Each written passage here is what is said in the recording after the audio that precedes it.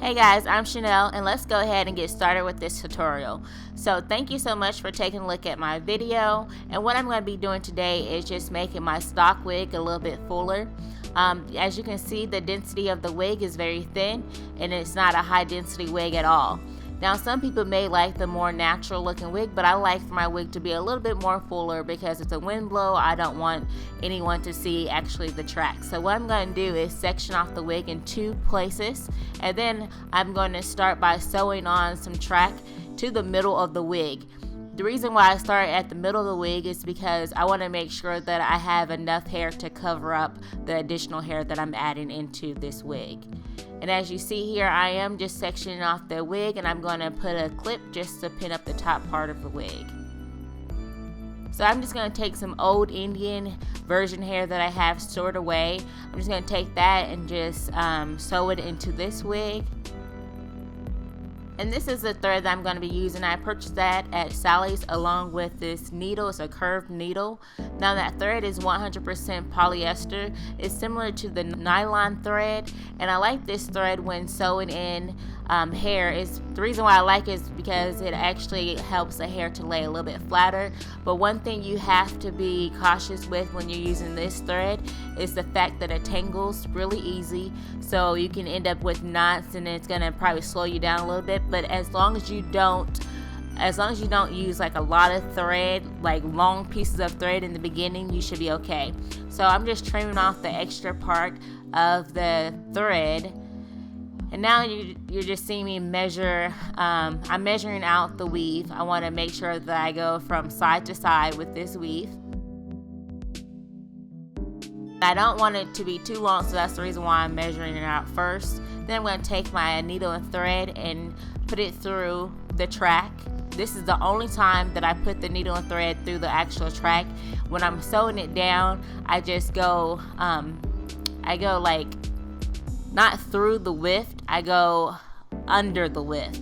So it helps to reduce the amount of shedding.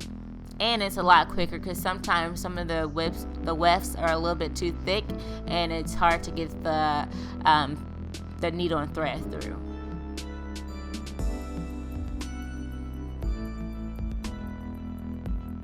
So this is very simple and easy, and it's good for someone that may order like a wig and they were not satisfied with the density. It's also good for someone that has an old wig and they want to restore it and make it a little bit thicker since it has been shedding over months or years.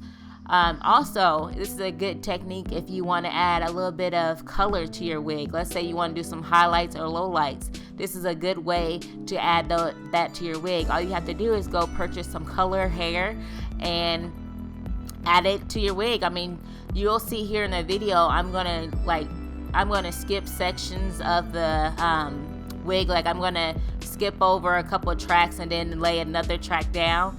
You can do the same thing when you want to put in highlights or lowlights. Just skip over a couple tracks and it will look like it's like a highlight or lowlight in your hair.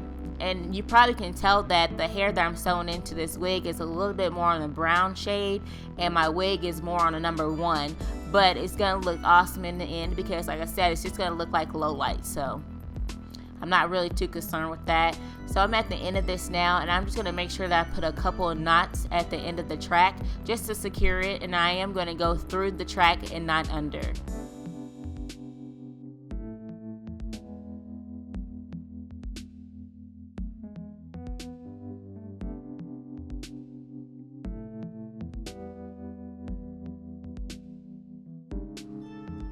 So that's what it should look like after you actually sew the weave down. You see I covered up most of that gap that was in between the two original tracks.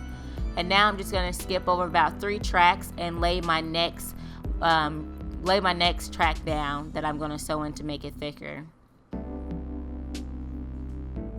I like this wig because it's more of my go-to wig if I don't want to, mess around with lace closures or, it's just an easy go-to wig because it has the bang and I don't have to worry about messing with my hair, messing with the lace closure or anything. So,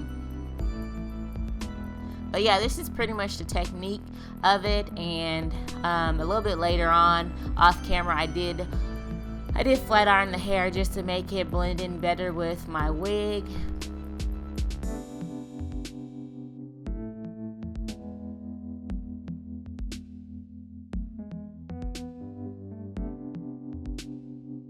So total I end up adding 3 tracks to this wig. That's all I really needed. I just needed to be just a slight bit fuller. It's not super thin. I just want to have a little bit higher density. So I hope that this video really helped you guys. If you have any questions, feel free to leave it down in the comments. Leave it down in the comments and I'll be sure to answer it. Also, don't forget to like, and if you haven't subscribed already, please do so now. I really appreciate it if you do subscribe, and just so you won't miss out on any of my videos that I produce in the future. So let me know what other videos that you'd like to see. Just let me know.